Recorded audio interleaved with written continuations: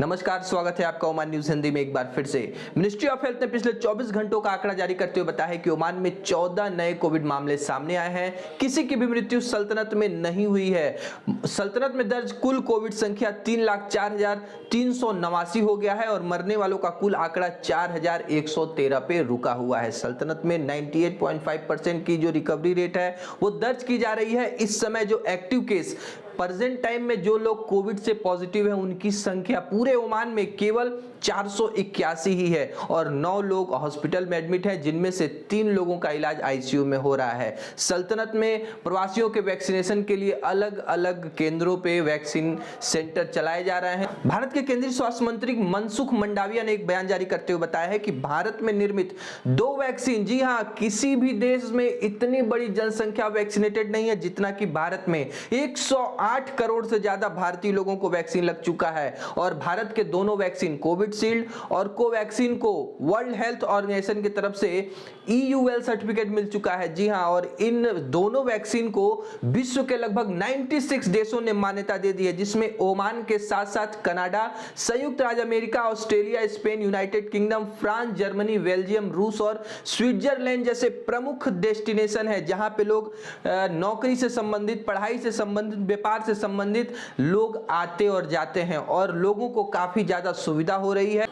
भारत के गृह राज्य मंत्री ने एक बहुत ही अहम मुद्दे को उठाया है, जी हां, जिस पे चर्चा हो रही है और विदेश मंत्रालय से अनुरोध किया है कि इस मुद्दे को आप UAE सरकार के सामने उठाइए। देखिए मामला क्या है, जिस तरह से वैक्सीनेटेड लोगों को भी एयरपोर्ट पे UAE जाने के लिए रैपिड टेस्ट से गुजरना पड़ रहा है, जो कि काफी महंगा है। तो ऐसे में भारतीय सरकार UAE की सरकार से दरख्वास्त करेगी कि जो लोग पूरी तरह से वैक्सीनेटेड हैं और उन्होंने वैलिड वैक्सीन ली है, ऐसे लोगों को रैपिड टेस्ट से छूट मिले। जी हां, भारत के एयरपोर्ट्स पे आप यदि UAE जाते हैं दिल्ली से, तो वहां पे आपको 4,000 रुपए का रैपिड टेस्ट करवाना पड़ेगा फ्लाइट से 4 या 6 घंटे पहले, तो जो बहुत ही महंगा है। इस कोरोना काल में जिस तरह से लोगों की आमदनी बंद हो चुकी है, नौकरियां जा चुकी हैं, उसको देखते हुए भारत सरकार ने फैसला लिया है कि विदेश मंत्रालय के सहयोग से हम इस मुद्दे को UAE सरकार के सामने उठाएंगे ताकि जो प्रवासी लोग हैं वो कम पैसे में, कम खर्च में विदेश की यात्रा कर सके। महामहिम सुल्तान हैतम बिन तारिक के अध्यक्षता में मस्कट में कैबिनेट मंत्रियों की बैठक हुई और इस बैठक में महामहिम सुल्तान हैतम बिन तारिक ने कुछ अहम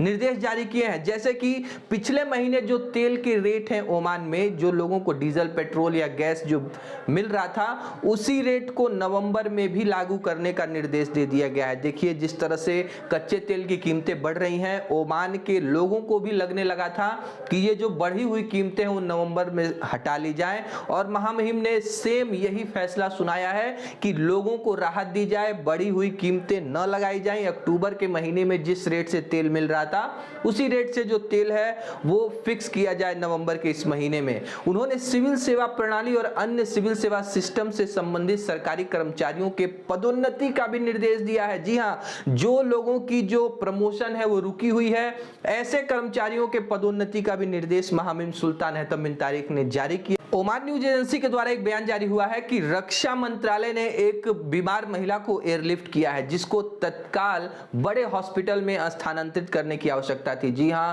इनको जो कुमजार स्वास्थ्य केंद्र से रेस्क्यू किया गया और वहां से खसाब के हॉस्पिटल में by air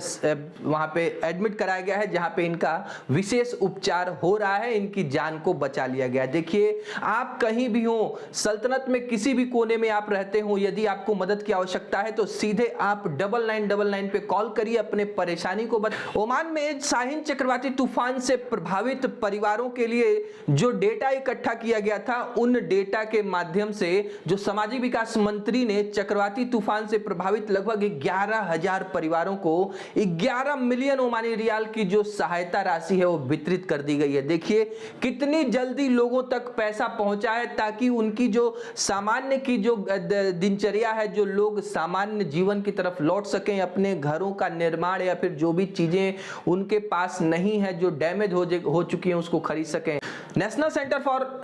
centre for statistics ने एक आंकड़ा जारी करते हुए बताया है कि सल्तनत में जिस तरह से ब्रॉडबैंड फिक्स्ड इंटरनेट कनेक्शन की वृद्धि हो रही है, पिछले साल के मुकाबले इस साल 7% से भी ज्यादा वृद्धि दर्ज की जा रही है। जो लोग अपने घरों में, ऑफिसेज में या फिर व्यवसायों में फिक्स्ड इंटरनेट के कनेक्शन ले रहे हैं, पिछले साल यानी 2020 में लगभग 5,22,000 के करीब जो फिक्स इंटरनेट कनेक्शन थे, 2021 में जो 7% बढ़ करके 5,85,362 हो गया है। देखिए, ओमान में आप कोई भी काम करते हैं, कुछ भी वर्क करते हैं या फिर कोई डॉक्यूमेंट बनवाते हैं, तो कहीं ना कहीं आपको सरकारी, गवर्नमेंट या फिर ऑफिसेज से उसका जो शुल्क है वो लिया जाता है। और ऐसे में सुल्तान हैतम बिन तारिक ने 548 सेवाओं के शुल्क में कमी करने के लिए निर्देश दिए हैं और साथ में एक गाइड तैयार करने को बोला है, जिसमें सभी सेवाओं का एक एकीकृत गाइड बनाया जाए और इन सभी सेवाओं के जो मूल्य लिए जाते हैं लोगों से या फिर प्रवासियों से, इस मूल्य को कम किया जाए। लेकिन